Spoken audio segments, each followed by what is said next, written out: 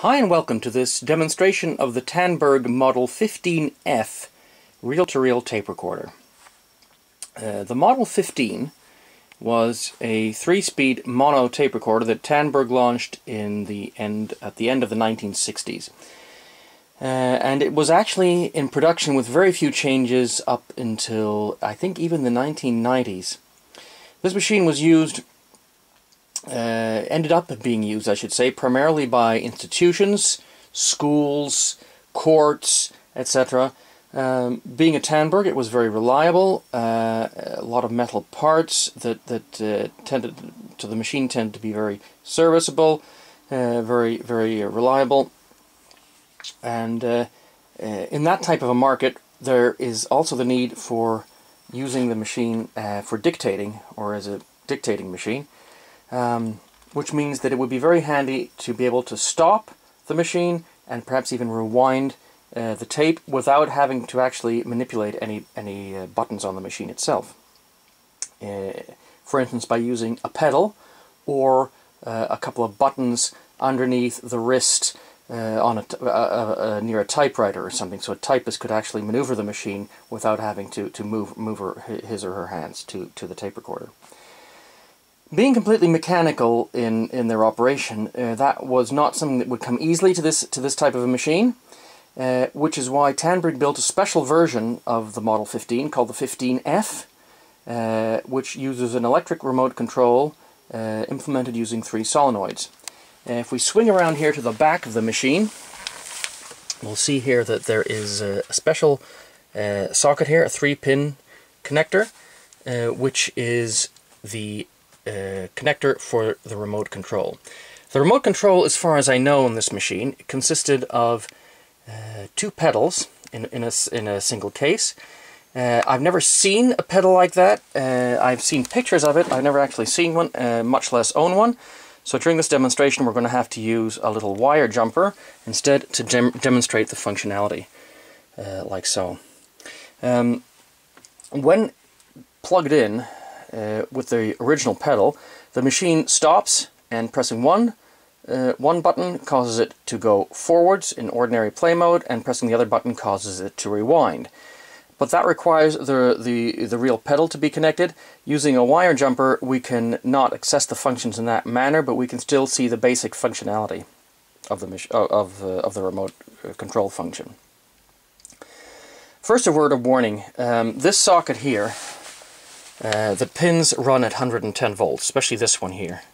So I'm going to demonstrate this by simply plugging in a wire like this, but please guys, do not attempt to do this at home unless you really know what you're doing. It could be dangerous, it could even be lethal. Looking at the deck of the machine from the back, the machine has, in order to implement the remote control function, there are 3 solenoids underneath the top deck here.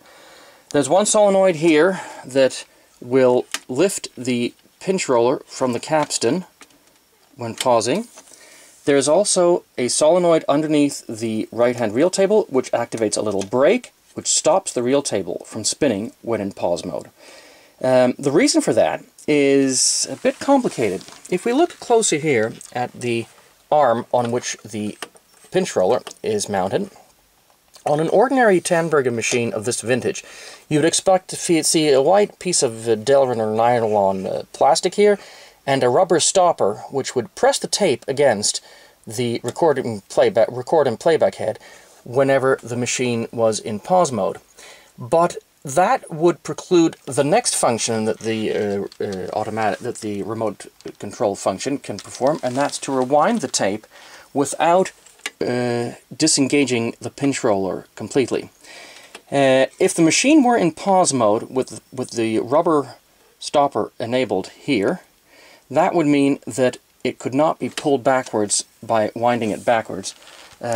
So in order to stop the tape positively, they stop the right-hand wheel as well as lift the pinch roller away, and that gives us the same function as the pause in an ordinary Tandberg machine.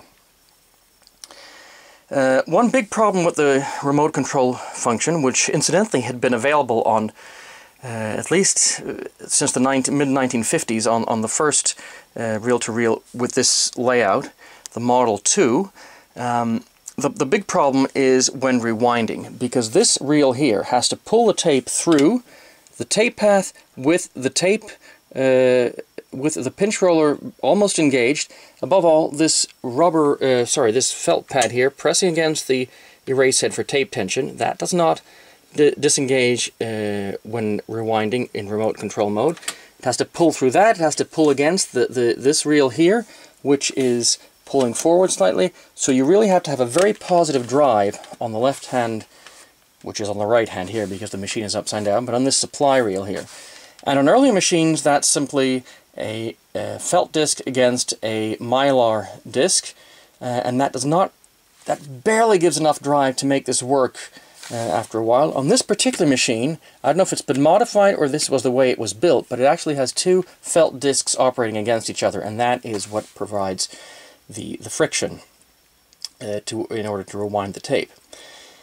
In order to engage remote control mode, we have to put the tape recorder in ordinary play mode. As you can hear, there's a recording on the tape, which will let play through. Now, if I zoom out here, take this wire here, and very carefully place it in this. Sorry, then it winds the tape backwards. That's not what I wanted to do. I wanted to place it here, which would stop it. If I remove the wire, the tape goes, pressing it in stops it. And if we look closely at what's happening here, when I see if we can see what's going on here, as you can see, the pinch roller is lifted using this little lever in the middle of the picture there. It's activated by the solenoid. What you don't see here is the right-hand reel being stopped using using an internal solenoid. Now, in order to rewind the tape, I will put this wire in the hole at the bottom here, which causes it to wind back fairly quickly, it turns out. Fairly positive drive, this. And then as the tape runs out, the motor disconnects thanks to the auto stop sensor here at the tape guide. And as you can see, the whole tape path is engaged, except for the fact that the pinch roller is actually not engaged against the capstan. And that's how the remote control function works. There's a big solenoid which basically puts the mechanism in a rewind mode, even though the function selector is actually in play mode still. So it's a hidden position that you can't access from the front panel, but which can be accessed via the remote control functionality. So there we have it. It's the Tandberg Model 15F. And again, let me mention, do not try this at home unless you absolutely positively know what you're doing. There's 110 volts here on this outlet. Touching that on the metal plate will give you a nasty shock. Could be lethal. Touching a wire between this pin and the metal plate gives a big spark, which we're not going to attempt here. Okay, thank you for watching, and bye-bye.